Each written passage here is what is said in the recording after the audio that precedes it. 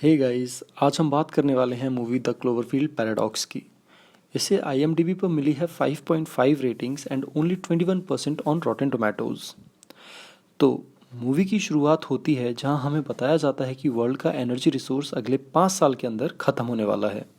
और वहीं हमें दिखाया जाता है एवा और माइकल, जो कि एक कपल थे, एक मिशन पर जाने की बात कर रहे थे, जो कि एंडलेस फ्यूल सप्लाई प्रोड्यूस करेगा हमारी अर्थ के लिए। और अगले ही सीन में हमें एक स्पेस स्टेशन दिखाते हैं जहां एवा भी होती है और एक ग्रुप ऑफ टीम होती है, और ये लोग एक डिवाइस को चार्ज करने की कोशिश कर रहे थे और इस डिवाइस का नाम होता है शेपर्ड।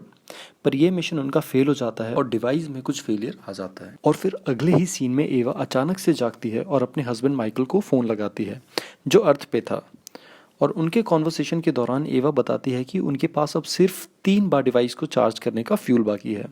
और अचानक से तभी सिग्नल लॉस्ट हो जाता है और उनका कॉल कट जाता है। और अगले सीन में हम देखते हैं कि स्पेस स्टेशन में जो टीम है उसमें अलग अलग कंट्रीज़ के लोग हैं, मतलब कि ये प्रोग्राम अलग अलग कंट्रीज़ का एक जॉइंट वेंचर प्रोग्राम था। और तभी बातों बातों में शिमिट को, जो कि जर्मनी का था, और वोल्कोव रशिया का, इनके बीच लड़ाई हो जाती है। और वहीं एक स्क्रीन में एक न्यूज़ चल रही होती है जहां एक प्रोफेसर वॉर्न कर रहा होता है कि अगर ये एक्सपेरिमेंट सक्सेसफुल हुआ तो एक टाइम पोर्टल ओपन कर देगा और ये बहुत डेंजरस होगा हमारे वर्ल्ड के लिए। और फिर सारे क्रू मेंबर्स फिर से शेपर्ड एक्सपेरिमेंट पर काम करते हैं और इस बार सक्सेसफुल हो जाते हैं। लेकिन कुछ देर बाद ही एनर्जी ओवरलोड हो जाती है, जिसकी वजह से स्टेशन का काफ़ी नुकसान हो जाता है। और यहाँ हम देखते हैं कि इनका कम्युनिकेशन भी टूट जाता है अर्थ से, और ऑक्सीजन प्रोड्यूसिंग डिवाइस में भी खराबी आ जाती है। और तभी एवा बताती है कि उसे रेडियो सिग्नल नहीं दिख रहा है अर्थ से, जैसे कि अर्थ एग्जिस्ट ही नहीं करती। और अब यहाँ एवा भागकर अपने कंपार्टमेंट में जाती है और माइकल को वीडियो कॉल करती है, और वहाँ भी लिख कर आता है कि नो सिग्नल फाउंड। इस मूवी में यहाँ एक बहुत अच्छा ह्यूमन इमोशन डिपिक्ट किया है, जैसे कि जब हम फेल हो जाते हैं तो हम हमेशा अपने फेलियर का रीज़न किसी और को देते हैं या हम किसी और को ब्लेम करते हैं। और यहाँ हम देखते हैं कि सब एक दूसरे को ब्लेम कर रहे होते हैं, और तभी कैप्टन उनको साथ लाकर कहता है कि हमें पहले स्टेशन को रिपेयर करना होगा, उसके बाद हम अर्थ को ढूंढेंगे। फिर एवा को वॉल्कोव के साथ कॉम्पस फिक्स करने भेजते हैं, और वहाँ एवा देखती है कि गायरो गायब है। एवा वॉल्कोव से पूछती है तो वॉल्कोव कहता है शायद जल गया होगा जब एक्सपेरिमेंट में ओवरलोड हुआ। लेकिन एवा कहती है कि नहीं, गायरो यहाँ से गायब है। और जब वॉल्कोव पास आकर देखता है तो वो अपने गालों की स्किन को अजीब तरीके से टच कर रहा होता है और खींच रहा होता है। और तभी शिप से अजीब से चीखने की आवाज़ आती है और सारे लोग उस तरफ जाने लगते हैं। और जब शिमिट और गॉर्डन वहाँ पहुँचते हैं तो लिंग वहाँ पहले से खड़ी हुई थी, और वो वॉल पर कान लगाकर कुछ सुनने की कोशिश कर रही थी। और तभी फिर से वही चीखने की आवाज़ आती है। तभी यहाँ एवा, वॉल्कोव और जेसन भी आ जाते हैं। और जब जेसन उस वॉल को खोलता है तो हम देखते हैं वहाँ एक लेडी वायर्स के बीच फंसी हुई थी और वही चीख रही थी। और क्लोजली देखने पर यह पता चलता है कि वायर्स उसकी बॉडी के अंदर भी घुसे हुए हैं। और तभी वो लेडी एवा को देख कर बोलती है हेल्प मी हैमिल्टन। एवा का लास्ट नेम हैमिल्टन था। और यहाँ सब शॉक्ड हो जाते हैं कि उसे एवा का नाम कैसे पता है। और जब ये लोग उसे निकाल कर लाते हैं तो देखते हैं कि उसके शोल्डर पर एक रॉड घुसी हुई है और उसके पैरों में भी वायर्स घुसे हुए हैं। यहाँ मॉन्क उसे एनेस्थीसिया देता है ताकि उसका पेन कम हो सके। और अगला सीन अर्थ का होता है जहाँ एक एक्सप्लोजन से माइकल की नींद खुल जाती है, और यहाँ हमें पता लगता है कि अर्थ का एग्जिस्टेंस ख़त्म नहीं हुआ है, बल्कि एवा का स्पेस स्टेशन ही कहीं खो गया है। और यहाँ हम फिर से क्रू मेंबर्स को लड़ते हुए देखते हैं उस लेडी को लेकर। और यहाँ भी जेसन बीच में रोक कर शिप को रिपेयर करने का ऑर्डर देता है। और जब सब अपनी पोस्ट पर जा रहे थे तो शिमिट लिंग से चाइनीज़ में बोलता है हमें शिप पर अपना कंट्रोल करना पड़ेगा अगर हमें घर पहुँचना है तो। और वो लिंग को डेक पर मिलने के लिए कहता है। अब अगले सीन में वॉल्कोव शीशे के सामने था और अब भी वो अजीब तरीके से अपने चेहरे को छू रहा था। और तब हम देखते हैं कि उसकी स्किन के अंदर कुछ क्रॉल कर रहा है और उसकी एक आईलिड बिना उसके कंट्रोल के साइडवेज मूव कर रही थी। और यहाँ हम देखते हैं कि वो किसी को कुछ रिप्लाई देता है, जैसे कि उसे कोई कुछ कह रहा था। और फिर वो सिक्योरिटी प्रोटोकॉल को ओवरराइड करके 3D प्रिंटर से एक गन बनाता है और गन ले जाकर शिमिड और लिंग को डराने लगता है। और तभी उसकी बॉडी अजीब से अकड़ने लगती है और उसके मुंह से झाग आने लगता है। फिर लिंग और शिमिड उसे उठाकर मेडिकल रूम ले आते हैं, जहां उसके मुंह से बहुत सारे वर्म निकल आते हैं और वॉल्कोव की डेथ हो जाती है। और हमें एक फ़ोटो दिखाते हैं जहां उस लेडी की photo as a crew member space station में लगी हुई थी। और फिर उस लेडी को होश आ जाता है और यहाँ हमें उसका पहली बार नाम पता चलता है, जो कि मीना था। और वो बताती है कि वो भी शेपर्ड की इंजीनियर है। और यहाँ मीना कहती है कि वो सबको जानती है सिर्फ लिंग को छोड़कर, और बताती है कि एवा उसकी बहुत अच्छी दोस्त है और उसे अर्थ पर होना था, वो स्पेस स्टेशन में क्या कर रही है। और यहाँ हमें थोड़ा बहुत अंदाज़ा लगता है कि शायद मीना एक ऑल्टरनेट अर्थ की है। जो कि एवा की शिप पर टाइम स्पेस पैराडॉक्स की वजह से आ गई थी गलती से। अगले सीन में जब एवा मीना को कंफर्ट करने के लिए उसे हक करती है, तब मीना उसके कान में कहती है कि शिमिट पर भरोसा मत करना, उसने ही जानबूझकर शेपर्ड को खराब किया है। और तभी जेसन शिमिट के मैसेजेस चेक करता है, जहां उसे पता लगता है कि शिमिट को ऑर्डर दिए गए हैं जर्मनी की तरफ से कि जब तक रशिया पर कंट्रोल नहीं हो जाता तब तक शेपर्ड को ऑनलाइन ना आने दे। और फिर जेसन शिमिट को सेल में बंद कर देता है। और अगले सीन में जब गॉर्डन रिपेयर कर रहा होता है उस वॉल को जिसके अंदर मीना मिली थी, तो उसका हाथ वॉल में फंस जाता है और फिर पूरे वॉल में यहाँ वहाँ मूव करने लगता है। और फिर जब जेसन और एवा आकर उसे बाहर खींचते हैं तो उसका हाथ आधा वॉल के अंदर ही रह जाता है। लेकिन गॉर्डन के हाथ से खून नहीं आ रहा था, तो शायद उसका हाथ दूसरे डायमेंशन में फंस गया था और गॉर्डन को दर्द भी नहीं हो रहा था।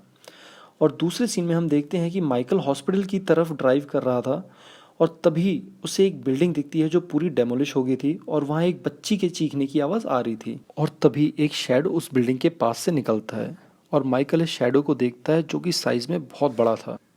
और नेक्स्ट फ्रेम में हम देखते हैं कि शिमिट के सेल का गेट अपने आप ओपन हो जाता है और उसे गॉर्डन का कटा हुआ हाथ दिखता है और वो सबको बुलाकर ये सीन दिखाता है। और यहाँ हमें पहली बार पता चलता है कि ये ऑल्टरनेट रियलिटीज़ की वजह से हो रहा है, जहाँ दो रियलिटीज़ एक साथ आकर केओस क्रिएट कर देती हैं। और तभी हम देखते हैं कि गॉर्डन का हाथ कुछ लिखने की कोशिश कर रहा है, तो वो उसे एक पेन देते हैं और वो लिखता है कि वॉलकोव को कट करके ओपन करो। और ये थोड़ा क्रीपी सा सीन था। और वोल्कोव की बॉडी को कट करने के बाद उसके अंदर वो गायरो मिल जाता है जो खो गया था। और जब वो गायरो को प्लेस करते हैं तो उन्हें पता लगता है कि वो अपसाइड डाउन है और ऑपोजिट साइड आ गए हैं सन की। उसके बाद गायरो की हेल्प से वो सन को लोकेट कर लेते हैं और उन्हें रेडियो सिग्नल भी मिल जाता है, लेकिन उनके कम्युनिकेटर्स अब भी डाउन थे।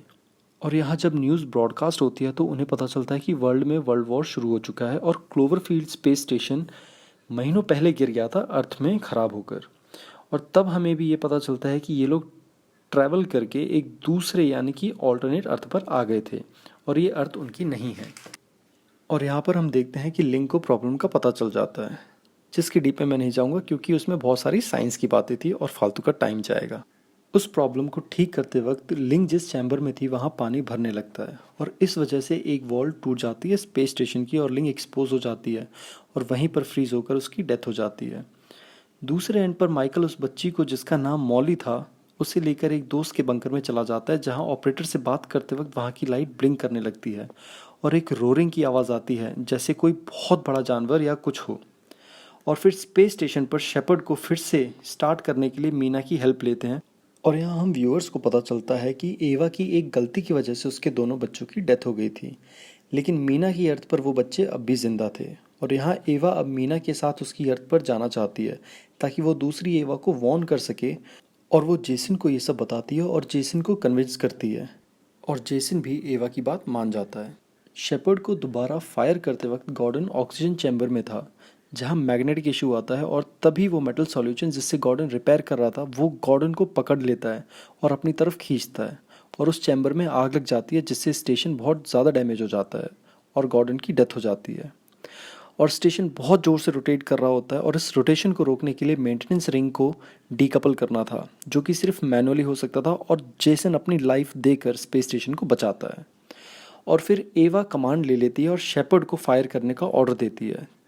तभी हम देखते हैं कि मीना शिमिट के रिसर्च वर्क की फाइल्स कॉपी कर रही होती है और बाद में वो लॉकर से गन भी निकाल लेती है और एवा को एस्केप पॉड में गन से मारकर बेहोश कर देती है और मॉन्ग को शूट कर कर उसकी फायरिंग की ले लेती है और शिमिट को भी शूट कर देती है।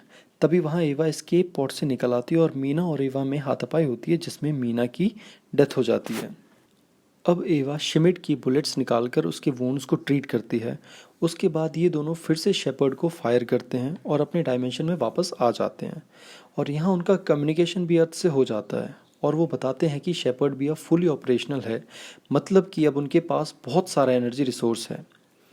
और अब एवा और शिमिट पॉड में बैठकर अर्थ की तरफ आ रहे होते हैं। तभी हमें दिखाया जाता है कि ऑपरेटर माइकल को फ़ोन करके बताता है कि एवा अर्थ पर आ रही है और माइकल ज़ोर ज़ोर से कहता है कि उसे वापस भेज दो, उसे यहाँ आने के लिए क्यों बोला, उसे वापस भेज दो। तभी हमें दिखाते हैं कि जिसकी परछाई माइकल ने देखी थी वो एक बहुत बड़ा बीस्ट होता है और अब इन बीस्ट ने अर्थ को कॉन्कर कर लिया था और यहाँ मूवी ख़त्म हो जाती है। तो दोस्तों, अब मैं इस मूवी की कुछ थ्योरीज पर बात करूँगा। ये मूवी एक साइंस फिक्शन मूवी है जिसमें जब ये शेपर्ड को एक्टिवेट करते हैं तब एक पोर्टल ओपन हो जाता है। और ये पोर्टल सिर्फ दूसरी अर्थ में ओपन नहीं होता बल्कि और भी वर्ल्ड्स को कनेक्ट करता है, जिसमें पहला वर्ल्ड हमारा होता है, दूसरे वर्ल्ड की मीना होती है और तीसरे वर्ल्ड के ये जो बीस्ट होते हैं जिन्होंने अब अर्थ पे अपना कब्जा कर लिया है। मुझे ये मूवी पर्सनली काफ़ी अच्छी लगी। ये नेटफ्लिक्स पर अवेलेबल है, तो आप लोग इस मूवी को बिंज वॉच कर सकते हो। गाइज, अभी मेरा चैनल नया है तो I need all your support, so please don't forget to subscribe my channel, and like this I will bring some orthodox movies for you, so please subscribe my channel. Thank you.